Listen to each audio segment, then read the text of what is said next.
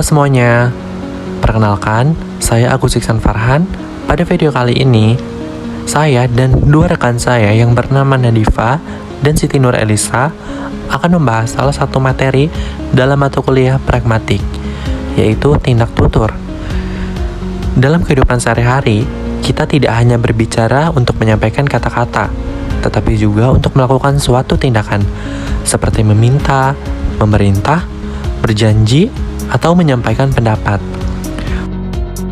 Fenomena inilah yang dalam kajian pragmatik dikenal sebagai tindak tutur. Melalui video ini, saya dan dua rekan saya akan menjelaskan pengertian tindak tutur, jenis-jenis tindak tutur, serta contoh penerapannya dalam komunikasi sehari-hari, agar materi ini lebih mudah dipahami. Selamat menonton, semoga video ini bermanfaat. Sebelum masuk ke dalam materi yang akan kami bahas, saya akan menjelaskan apa itu pragmatik. Dalam cabang ilmu linguistik, pragmatik adalah ilmu yang mempelajari makna bahasa berdasarkan konteks dan penggunaannya.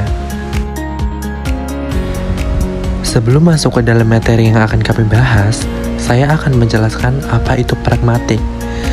Dalam cabang ilmu linguistik, pragmatik adalah ilmu yang mempelajari makna bahasa berdasarkan konteksnya.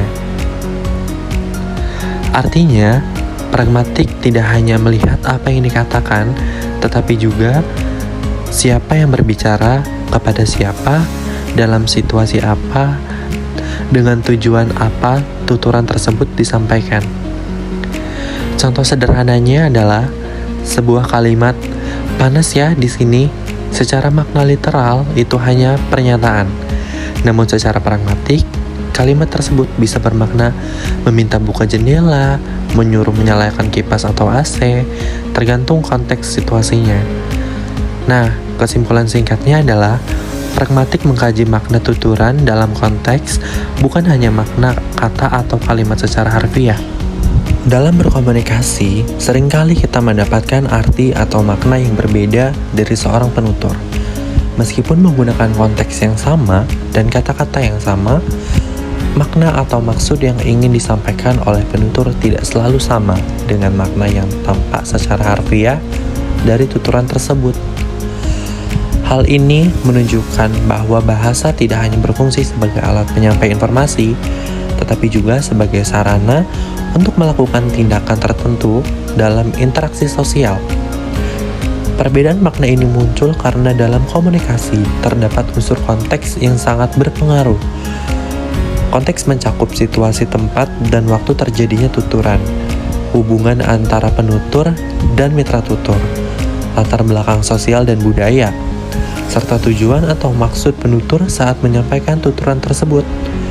Tanpa memahami konteks, pendengar berpotensi menafsirkan tuturan secara keliru sehingga menimbulkan kesalahpahaman. Kajian yang membahas makna bahasa berdasarkan konteks penggunaannya disebut pragmatik.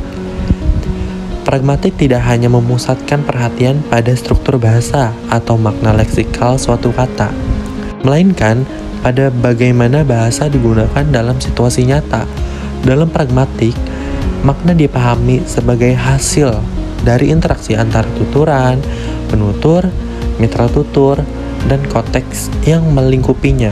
Salah satu konsep penting dalam pragmatik adalah tindak tutur. Tindak tutur menjelaskan bahwa setiap tuturan yang diucapkan oleh penutur sebenarnya mengandung tindakan tertentu. Ketika seseorang berbicara, ia tidak hanya menyusun kata-kata, tetapi juga melakukan suatu tindakan sosial, seperti meminta, memerintah, melarang, menyarankan, berjanji, atau menyampaikan perasaan. Dengan kata lain, berbicara berarti bertindak. Tindak tutur secara umum dibagi menjadi 3 jenis, yaitu tindak lokusi, tindak ilokusi, dan tindak perlokusi. Tindak lokusi adalah tindakan mengucapkan tuturan dengan makna secara literal, sesuai dengan struktur bahasa. Tindak ilokusi adalah maksud atau tujuan yang ingin dicapai penutur melalui tuturan tersebut, seperti menyuruh, meminta, atau mengajak. Sementara itu, Tindak perlokusi adalah dampak atau efek yang ditimbulkan pada mitra tutur setelah tuturan tersebut diucapkan. Misalnya, mitra tutur menjadi paham, terpengaruh, atau melakukan suatu tindakan tertentu. Sebagai contoh tuturan, panas sekali ruangan ini. Secara lokusi hanyalah pernyataan tentang suhu ruangan. Namun, secara ilokusi, tuturan tersebut dapat bermaksud meminta seseorang untuk membuka jendela atau menyalakan kipas angin. Secara perlokusi, tuturan itu dapat menyebabkan mitra tutur benar-benar membuka jendela atau menyalakan kipas. Contoh ini menunjukkan bahwa makna tuturan tidak selalu terletak pada kata-kata yang diucapkan, melainkan pada maksud dan efek yang menyertainya. Dengan demikian, pemahaman terhadap pragmatik dan tindak tutur sangat penting dalam kehidupan sehari-hari. Pemahaman ini membantu penutur dan mitra tutur untuk menangkap maksud yang sebenarnya dari sebuah ujaran, sehingga komunikasi dapat berlangsung secara efektif, santun, dan terhindar dari kesalahpahaman.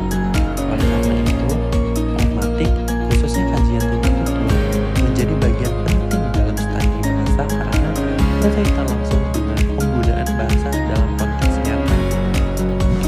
Nah, gimana sobat linguistik? Pemahaman kalian terkait pragmatik perusahaan? Apakah semuanya sudah mulai tertarik untuk belajar lebih mendalam? Sebelum kita masuk ke pembahasan utama, mari kita berkenalan terlebih dahulu. Perkenalkan, saya Farhan dan bersama saya ada dua rekan, yaitu Nadifa dan Nur Elisa. Kami merupakan mahasiswa pendidikan Bahasa dan Sastra Indonesia semester 5 di Universitas Bina Bangsa. Pada kesempatan kali ini, ayo kita belajar bersama. Saya dan dua rekan saya, Siti Nur Elisa dan Nadifa Dewi, akan membahas materi tindak tutur, mulai dari tindak tutur langsung, tindak tutur tidak langsung, tindak tutur harfiah, tindak tutur tidak harfiah, serta berbagai contoh penerapannya dalam kehidupan sehari-hari. Dengan pembahasan ini, diharapkan kita semua dapat lebih memahami bagaimana bahasa digunakan tidak hanya sebagai alat komunikasi, tetapi juga sebagai tindakan dalam konteks sosial. Jadi, simak terus pemahaman kami sampai selesai. Pengertian tindak tutur. Tindak tutur merupakan salah satu aspek penting dalam kajian pragmatik yang mempelajari hubungan antara tuturan dan tindakan yang dilakukan oleh penuturnya. Dalam komunikasi, tindak tutur tidak hanya sekedar berbicara, tetapi juga melakukan suatu tindakan melalui ujaran tersebut untuk mencapai tujuan tertentu, seperti menyatakan, menanyakan, memerintah, atau meminta sesuatu. Berdasarkan modus dan makna kalimatnya, tindak tutur dibedakan menjadi tindak tutur langsung, tindak tutur tidak langsung, tindak tutur harfiah, tindak tutur tidak harfiah, tindak tutur langsung tidak harfiah, tindak tutur tidak langsung harfiah, dan terakhir tindak tutur tidak langsung tidak harfiah. Pertama, tindak tutur langsung. Tindak tutur langsung adalah kesesuaian antara modus tuturan dan fungsinya atau tindak tutur yang digunakan secara konvensional. Dalam tindak tutur langsung ada 3 jenis kalimat, yaitu yang pertama kalimat deklaratif. Kalimat deklaratif adalah kalimat yang isinya hanya meminta pendengar kalimat itu untuk menaruh perhatian saja, tidak melakukan apa-apa, sebab maksud si pengujar hanya untuk memberitahukan saja. Yang kedua, kalimat interrogatif. Kalimat interrogatif adalah kalimat yang isinya meminta agar pendengar atau orang yang mendengar kalimat itu memberi jawaban secara lisan. Yang ketiga, kalimat imperatif. Kalimat imperatif adalah kalimat yang isinya meminta agar si pendengar atau yang mendengar kalimat itu memberi tanggapan berupa tindakan atau perbuatan yang diminta. Contoh tindak tutur langsung berdasarkan modus kalimat deklaratif. Sarah ternyata sangat baik. Dia bakal membantuku mengerjakan PR. Dan dia juga benar-benar punya cara mengerjakan tugas. Ternyata dia anak yang baik.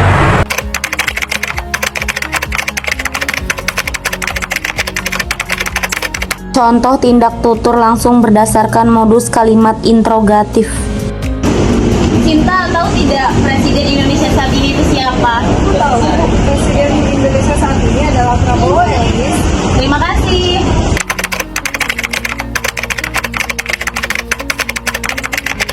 Contoh tindak tutur langsung berdasarkan modus kalimat imperatif.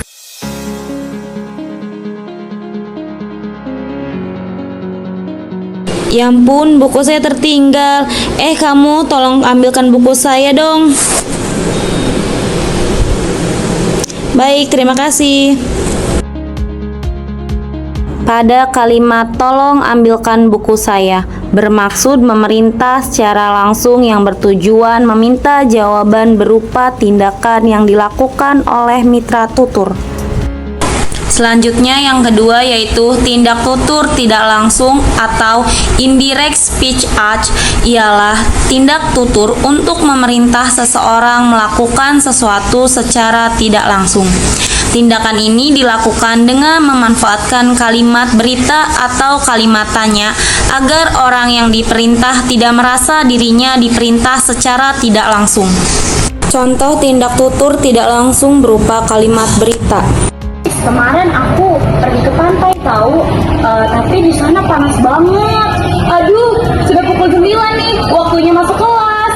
Nanti dulu ya, aku harus masuk. Oke deh, ayo. Pada kalimat sudah pukul 9 nih bermaksud untuk segera mengakhiri obrolan karena waktu sudah menunjukkan akan segera masuk kelas tanpa harus meminta secara langsung. Contoh tindak tutur tidak langsung berupa kalimat perintah. Sampahnya banyak sekali, Nak. Gimana sapunya? Ada di belakang, Bu. Oh, baiklah.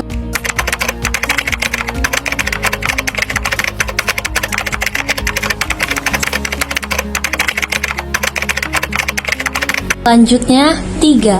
Tindak tutur harfiah. Tindak tutur harfiah adalah tindak tutur yang maksudnya sama dengan makna kata-kata yang menyusunnya, atau pernyataan yang maksudnya sesuai dengan makna kata-kata yang digunakan. Contoh tindak tutur harfiah berupa imperatif. Tolong tutup pintunya. Perintah langsung untuk melakukan tindakan menutup pintu. Selanjutnya yang keempat, tindak tutur tidak harfiah.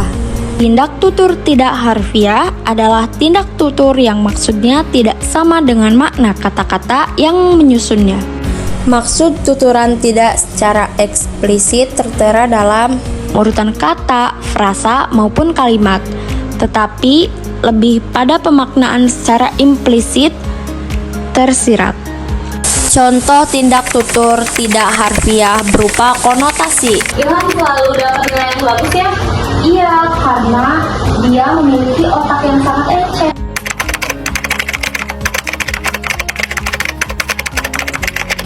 Materi berikutnya adalah klasifikasi tindak tutur. Dalam pragmatik, tindak tutur ini didasarkan pada dua kriteria. Yang pertama modus kalimat, langsung atau tidak langsung, dan makna kata, harfiah atau tidak harfiah. Teori tindak tutur ini dikembangkan secara mendalam oleh John R. Searle 1969 sebagai pengembangan dari teori gurunya G.L. Austin. Di Indonesia, klasifikasi 4 kategori ini secara spesifik dibahas secara mendetail oleh tokoh linguistik yaitu I. Dewa Putu Wijana dalam bukunya Pragmatik 1996.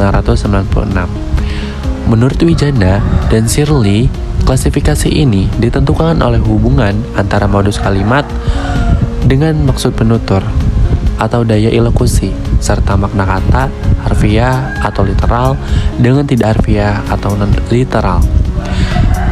Berikut rincian keempat kategori tersebut beserta landasan teorinya. Yang pertama, tindak tutur langsung harfiah.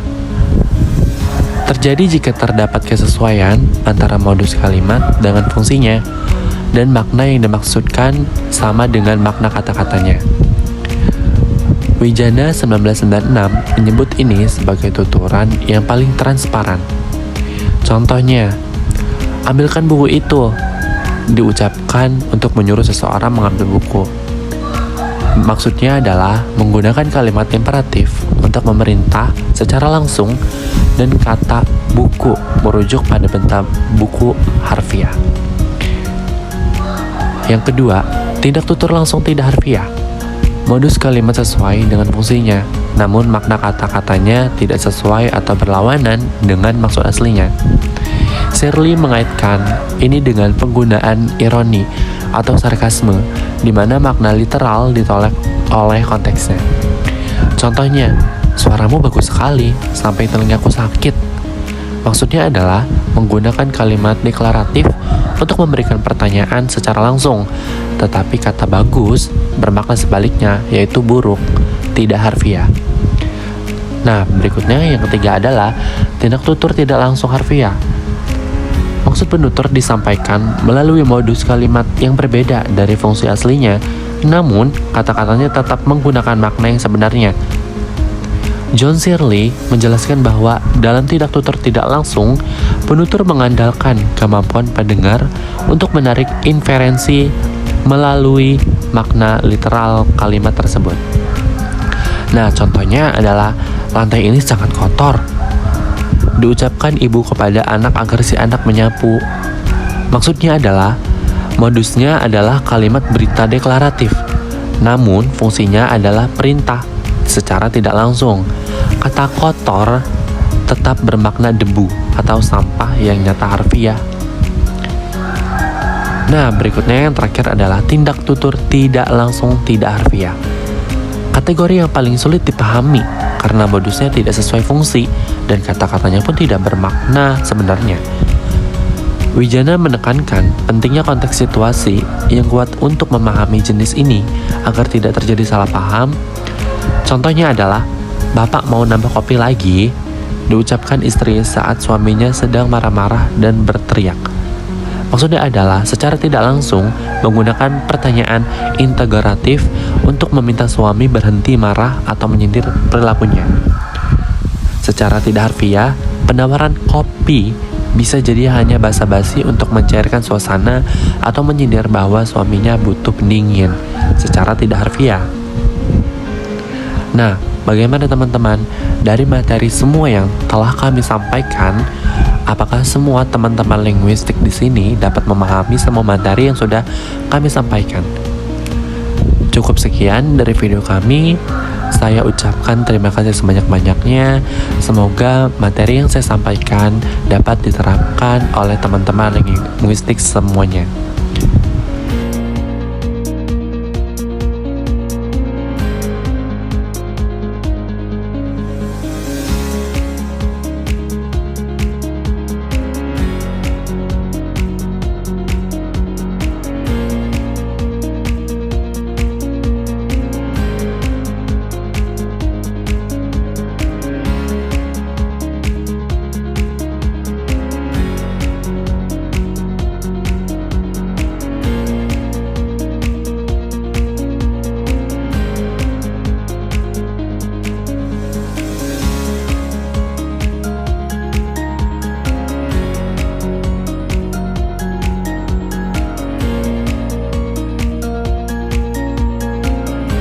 That most people who are funny are ugly.